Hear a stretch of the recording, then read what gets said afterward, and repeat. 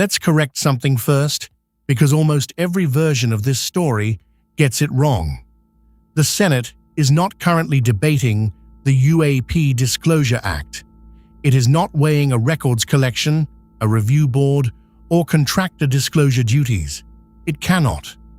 On July 14, 2026, the Senate rejected cloture on the motion to proceed to the FY2027 National Defense Authorization Act, Senate Bill 4784, by 50 votes to 46, roll call 195, 3/5 required.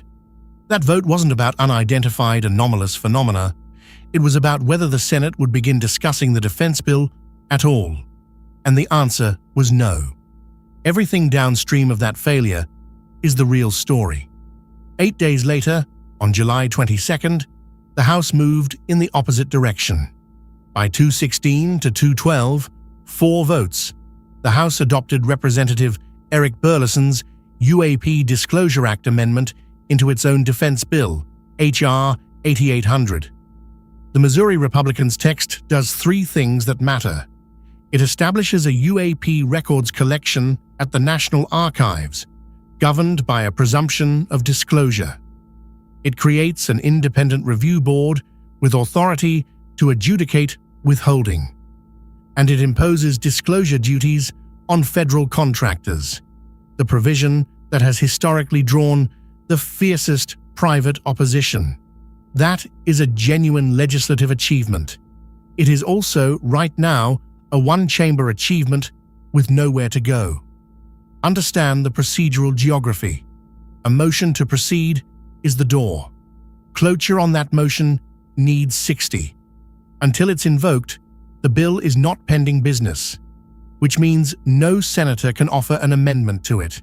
Not Rounds, not Schumer, not anyone.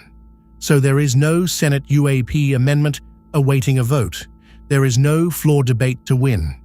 The chamber never opened the file. Now weigh 50-46 against history. Defense authorization bills routinely clear the Senate with 70, 80, sometimes 90 votes. Congress has enacted one every year for over 6 decades. A failed motion to proceed on an NDAA is not ordinary friction. It is a category error in the legislative calendar. Why did it fail? According to the reporting and floor statements around the vote, Democrats withheld cloture over 3 linked grievances: Iran war powers, the spending top line, and policy riders attached to the bill.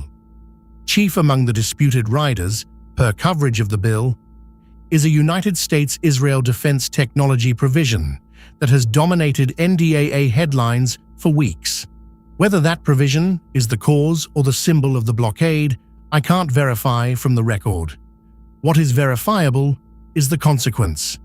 UAP language, House passed, bipartisan in origin, popular in polling, is now downstream of a war, powers fight it has nothing to do with. That is how must-pass vehicles work. Everything rides. Everything is leverage. On July 20th, a motion to reconsider was entered, the standard procedural bookmark that keeps a failed cloture vote revivable. Note that under Senate practice, only a senator on the prevailing side can enter it, which is why leadership will often vote no on its own motion purely to preserve that option. I'd treat that as the likely explanation here, but it's an inference from custom, not a confirmed statement of intent. Since July 20th, nothing. No floor schedule for S4784. As of July 29th, the Senate's energy is elsewhere. A Russia sanctions package cleared 86-12. Continuing resolution negotiations are ramping, and the August recess is days away. To understand what's at stake, look at December 2023. The Schumer Rounds UAP Disclosure Act went into the FY2024 NDAA conference process. What emerged in Public Law 11831 was a UAP records collection at the National Archives with a presumption of disclosure. Sections 1841 through 1843. What did not emerge was the Independent Review Board, or the eminent domain authority over recovered materials. Senator Schumer said publicly that House opposition gutted it. Senator Rounds called the result incomplete. The architecture survived, the enforcement mechanism didn't. That is the baseline. Burlison's 2026 text is, functionally, an attempt to restore what conference removed, including the review board and contractor duties.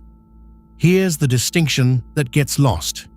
In 2023, UAP provisions were weakened inside a conference, a room with named negotiators and a paper trail. Advocates could identify who stripped what. Accountability, however unsatisfying, existed. If the FY2027 NDAA never reaches that stage, House-passed provisions simply expire with the Congress. No vote against them. No fingerprints.